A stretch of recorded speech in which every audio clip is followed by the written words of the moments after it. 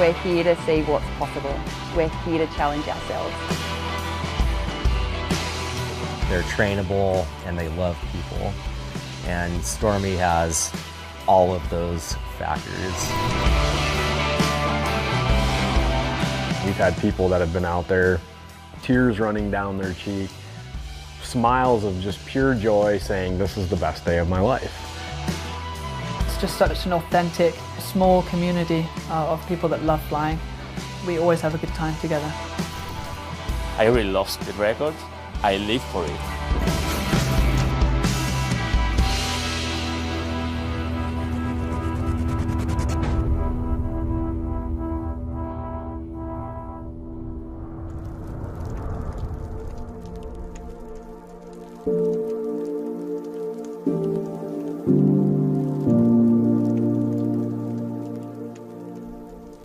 It goes without saying that the ocean is a way of life for the people on Maui, Hawaii.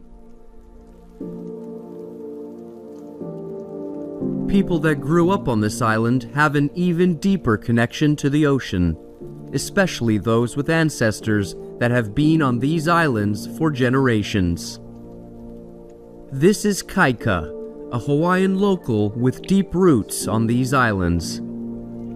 Working for a local ocean tour guide, redline rafting, Kaika gets so much experience on this ocean and gets to share the best parts with visitors. So what makes these waters so special?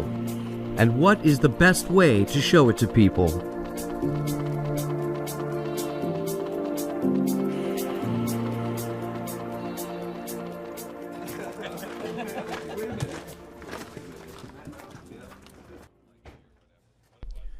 Every single day, this crew is working before the sun comes up to prepare the boats and organize the huge amounts of gear.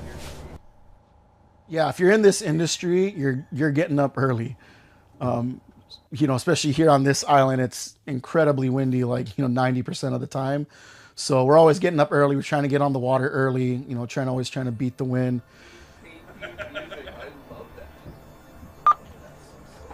If you're lucky, yeah, you get a lot of nice weather days and, there's not a lot of risk there. But, it's the ocean, right? And especially here, the weather can change, like that. Where can I show these guys the best time, but also a safe time?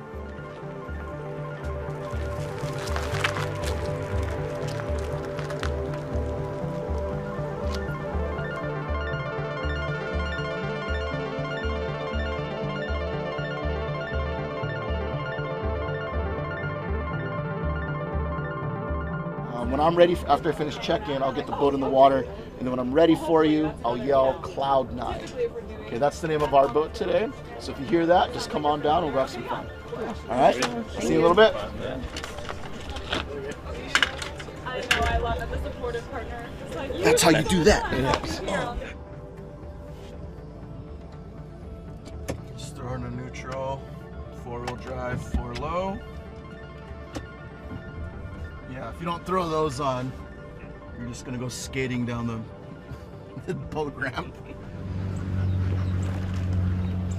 Yeah, love of the water, just, growing up around it, after school or on the weekends, that's kind of daycare, right? Mom would drop you off at the beach or, go surfing with your friends, learning about the resources that come out of the ocean that can sustain you.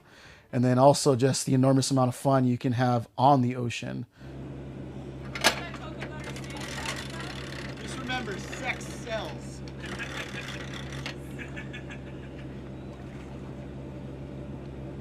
As you find out that you can make a living off this thing, you become protective over it. And if that living is now like taking people out to, sharing that experience and in that wonder, you definitely want to make sure they understand how special it is to you. But just before getting on the boat, you just want to make sure, one, the boat just looks presentable, right? First impression, people come on like, oh, okay, it's a nice boat, I feel safe. And then, yeah, just making sure, got enough snorkel gear, enough flotation, dotting all the I's, crossing all the T's.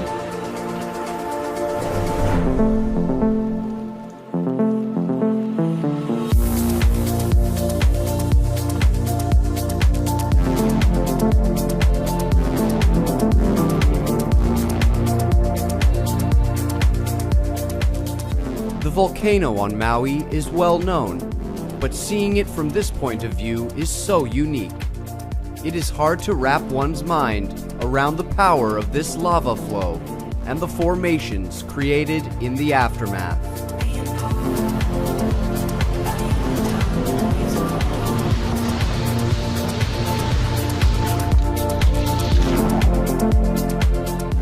We go to this reef. The turtles like to go there, and there's little tiny fish called cleaner wrasse that'll come out of the reef and start picking off algae parasites from their skin and their backs. So you can usually find quite a few turtles all kind of huddled up there trying to, get cleaned off by these little tiny fish. No contact, Cloud 9, Red 2, standing by, 1-6.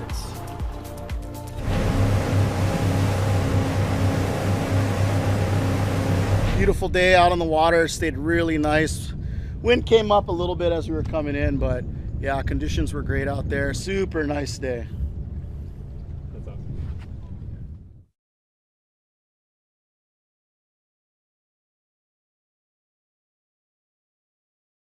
So this is where our day starts. This is the Red Line boat yard. All our boats spend the night here. This is where we fix everything, and anything that happens, it starts right here. So just from right to left, this is like our first boat, Red Line 1. We call her Big Mama. She's the OG boat. And then right here is Red 2, Little Red. This is Cloud 9. And then we have Humble here, the gray and red one. But yeah, these are our boats. Morning starts, the caterers already brought everything, so it'll just be waiting right here for us. Ice, food, all that stuff. The crew shows up, they open the gate and get everything loaded on the boats. Captains come through. Got our crew lounge over here. This is where everybody hangs out first thing in the morning. Clock in on the iPad, print out our manifest for the day. Yeah, all this stuff is just stuff we found on the water. I don't know who brought this in.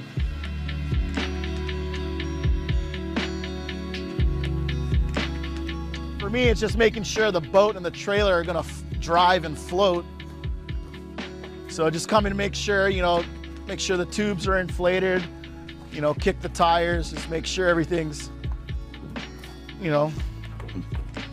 good to go. Just kind of giving the boat once over. Helm station, wheels, throttle, GPS. This is kind of like that captain and crew area. And then just more bench seating up front here. Keep all our snorkel fins in there. And then all the rest of these benches are empty, dry storage for, their bags, towels. Because again, this boat definitely can get a little wet, so nobody wants to be all shivering and not have a dry towel at the end of the trip. Yeah, more often than not, you'll always at least get one person seasick, and it's just another thing you try to prepare them for. Just like, hey, you might feel this way. If worst comes to worst, just get it off the boat, shoot as far as you can, downwind. And if you do that, we can be friends.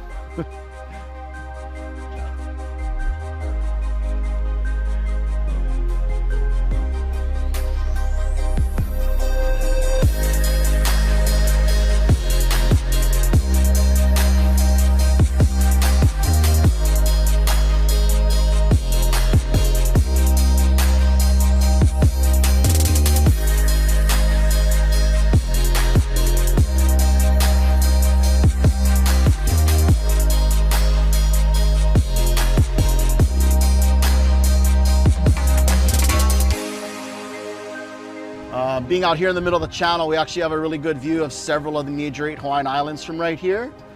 Starting off with Maui, obviously where we just came from. This is Haleakala to our left. Haleakala, a lot of people assume is a dormant or extinct volcano, but it's actually classified as inactive. It's still close enough to the hot spot where the Big Island sits, only about 85 miles south of us, that we still get quite a bit of seismic activity over here. Haleakala is expected sometime in the next 100 years to have another eruption. Her last eruption was only about 250 years ago or so. And then behind here, behind Molokini, we have Koho'olawe. Not a lot of people know about Koho'olawe. Nobody lives there. And the reason for that is because after the bombing of Pearl Harbor, It was actually taken over by the US military and used as a bombing range for about 50 years. Even Molokini Crater here was also targeted for several decades. Now clean, safe to snorkel in. Kaho'olawe itself is still a work in progress. Still unexploded ordnance that they do clean up on the island, and a lot of their restoration now is going towards reforesting the island. So at the moment, not a very safe place to hang out, but hopefully one day. What is awesome about Molokini, because it is a marine preserve, it is a marine sanctuary, is that it is pretty pristine. You know, water's incredibly clear out here. But also you just get to see marine life interacting in a way that's, you know, more often than not, you know, not exposed to a whole lot of human contact. You know, probably 20 to 19 hours a day, nobody's here. So a lot of the interactions that happen out here, you know, are just a lot of fun to see. You can get a lot of cool stuff happening up close to you. Being out here in the middle of the channel, you also see like bigger pelagic animals coming up here. So as far as just a dive site, it's really diverse and just a lot of fun to snorkel, and definitely one of our favorite spots to bring guests. And yeah, it's a lot of fun. But the biggest thing that blows their mind is just the clarity of the water. You know, it's like any given day, rain or shine, you know, you have close to 200 feet of visibility out here. You know, deep water, you got the currents and the wind, it's constantly circulating through here, so you never really get any of that runoff from, you know, the main island, so it doesn't let the water get very murky out here. It's just super pristine, crystal clear. So I think that's the thing that probably blows them away the most, is just the clarity of the water.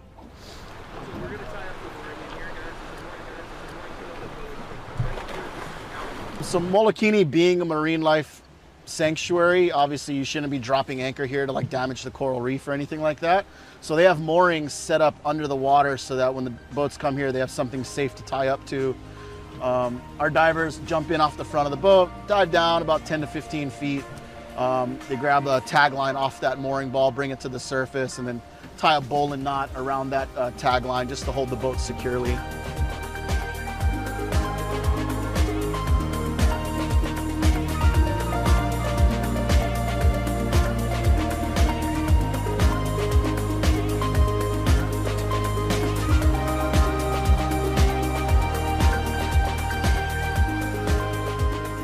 So yeah, the adventure part is just, you know, not knowing what you're gonna find and just trying to let your guests know, like, hey, this is a interactive experience. You know, you don't just have to like, you know, sit in your seat, you know, like look around, see where you're at.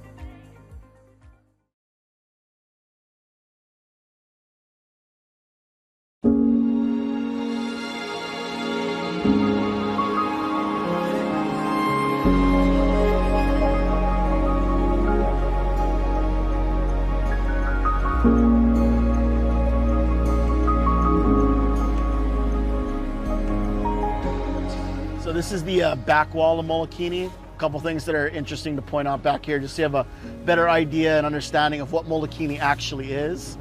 You know, everybody calls it Molokini Crater, and that's just kind of the generic term that gets thrown on it. But geologically, it's not an actual volcanic crater. Geologically, it's referred to as a tuff cone. A tuff cone functions very similar to like the top of the tea kettle, like that whistler, releases all like that steam and pressure.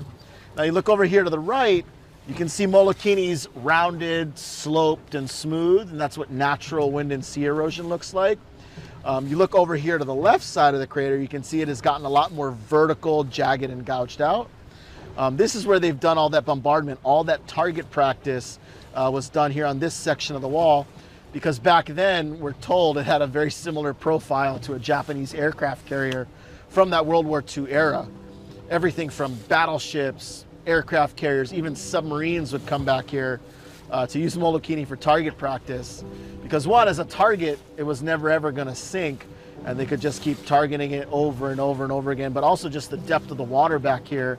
You know, it's about 300 foot right where the boat's at.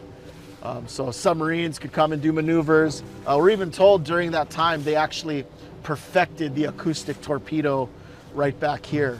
Sometimes when we have big southwest swells that'll roll in right into the crater, and they'll churn up the bottom, and we'll actually find old bullets just sitting there in the sand on the reef. Some of these dive boats actually go down at depth, and they can find like rockets down there. You get close enough to the wall, you can actually see bullets still embedded into the wall. So yeah, there's definitely remnants of that time. I'm told they targeted back here for about 3 decades, or just under 3 decades. And then Kaho'olawe was just shy of 50 years of bombardment.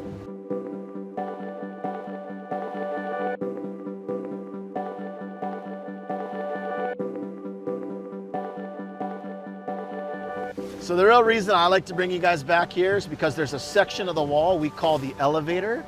And this section of wall has had its wave bench blown off. So the wall is vertical, sea level and up, but 15 feet below the surface, there's a little quarter pipe here. And it takes any of the incoming wave energy and shoots it straight up the wall and straight back down. So if you're sitting inside the elevator, you can literally be like 2 feet from the wall. And if a wave comes, it's not gonna throw you into the rocks. It just literally lifts you up, drops you down, kind of gives you like that roller coaster butterfly feeling a little bit, which I think is awesome. So yeah, if you're into those kind of theme park rides, this is definitely our snorkel spot for that. Just a little bit more action, a little bit more excitement. But yeah, snorkeling back here, feel free to explore the wall. Just don't go too far to the edges. It can be a little bit of a current out there. You get too close to it, it'll start pulling you away from the wall. But yeah, the elevator is definitely our highlight for this portion of the trip.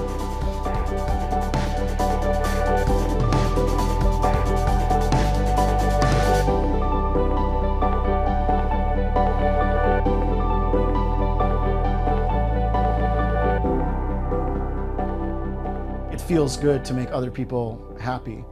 And if you're doing that, you know, in your backyard and in a special place like this, yeah, it's one of those things that'll definitely keep you coming back, you know, year after year.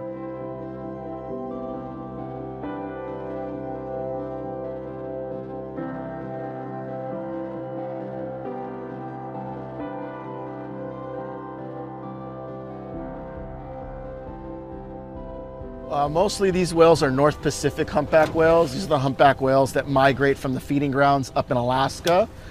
They come to Hawaii, again, to mate, to give birth. Our whale season usually is about, the official whale season is like December 15th to April 15th. Just the activity, the excitement, you know, with the newborns, you just like any newborn animal, they're adorable, even though, you know, they're like 2.5 tons. But they're still, you know, there's young animal, they're curious, full of energy, doing all this really cool, playful stuff. A lot of surface activity. You know, they don't have the longest of breath holds yet, right? So they spend a lot of time at the surface with mom, just, you know, being a baby. But yeah, I mean, if you like whales at all, like, I mean, this is definitely the place to be. You know, during our whale season, we have the highest population of whales anywhere on the planet.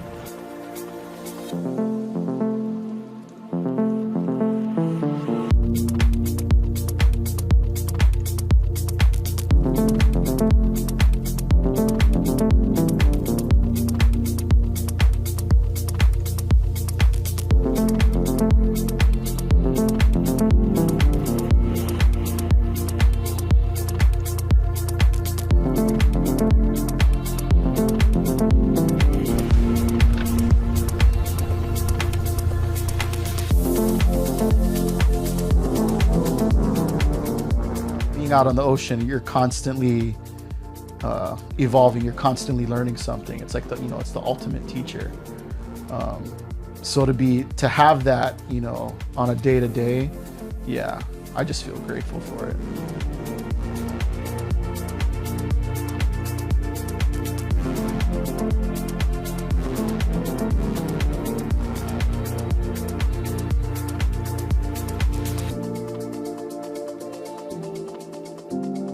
just growing up on the water, you just, you know what it's capable of, you know what you're capable of on it, and every day is kind of like a little test. And I think working on the boat, right, it's just the two of us, captain, crew, and you definitely do have to rely on each other. You have to know that the person behind the wheel or jumping in the water is, you know, on top of their game, and that they're looking out for you, and that they can trust you're looking out for them. Not only does Kaika get to share these waters with visitors, he also shares these experiences with his friends.